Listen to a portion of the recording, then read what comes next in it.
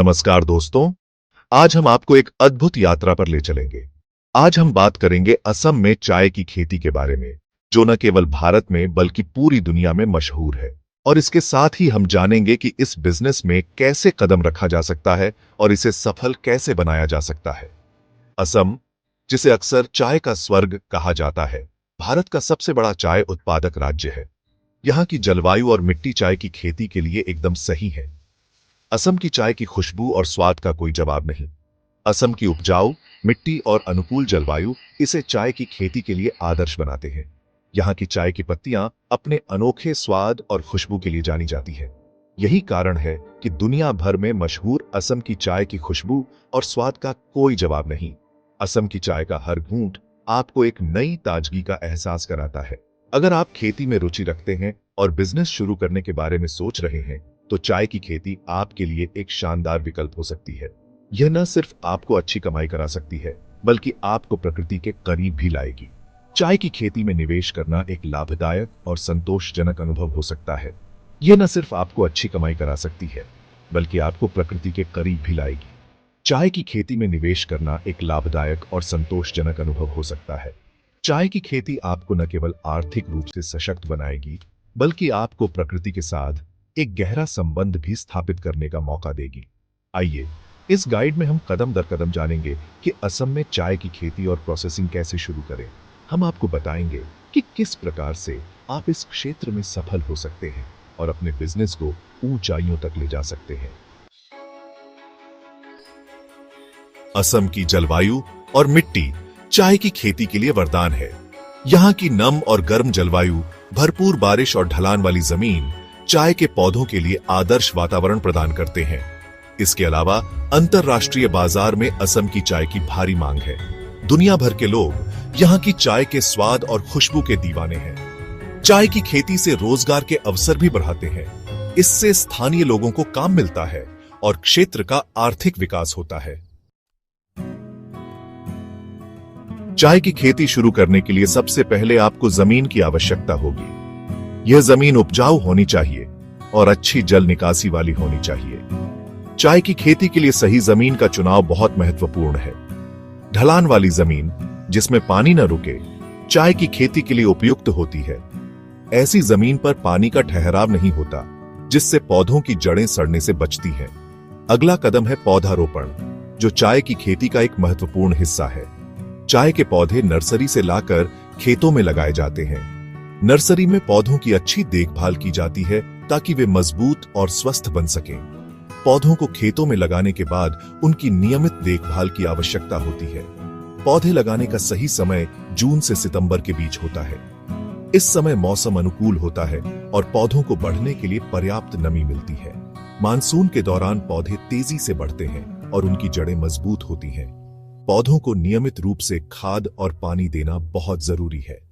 बिना उचित पोषण और सिंचाई के पौधे कमजोर हो सकते हैं और उनकी वृद्धि रुक सकती है।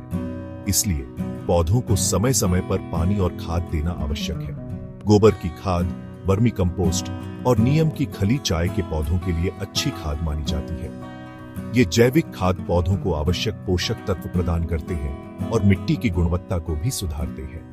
नियमित रूप से खरपतवार निकालना और छंटाई करना भी महत्वपूर्ण है। खरपतवार पौधों के पोषक तत्वों को चुरा सकते हैं, इसलिए उन्हें हटाना जरूरी है।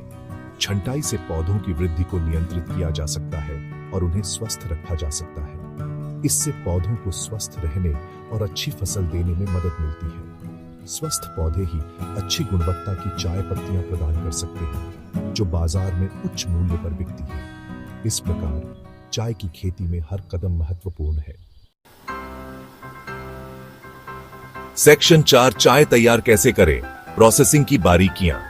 चाय की पत्तियों को तोड़ने के बाद उन्हें प्रोसेस करके तैयार किया जाता है। इसमें कई चरण होते हैं, जैसे कि सुखाना, रोलिंग, फर्मेंटेशन और सुखाना। सबसे पहले चाय की पत्तियों को तोड़ा जाता है।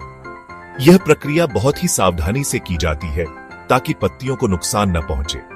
ताजगी बनाए रखने के लिए पत्तियों को तुरंत प्रोसेसिंग के लिए भेजा जाता है। प्रोसेसिंग का पहला चरण है सुखाना। पत्तियों को धूप में सुखाया जाता है ताकि उनमें से नमी निकल जाए। यह प्रक्रिया पत्तियों की गुणवत्ता को बनाए रखने में मदद करती है। इसके बाद पत्तियों को रोलिंग मशीन में डालकर रोल किया जाता है। रोलिंग से पत्तियों की कोशिकाएं टूटती हैं और उनका रस बाहर आता है, जो चाय के स्वाद को बढ़ाता है। रोलिंग के बाद पत्तियों को फर्मेंटेशन के लिए छोड़ दिया जाता है। फर्मेंटेशन से पत्तियों का रंग और स्वाद बदलता है, जिससे चाय की गुणवत्ता में सुधार होता है।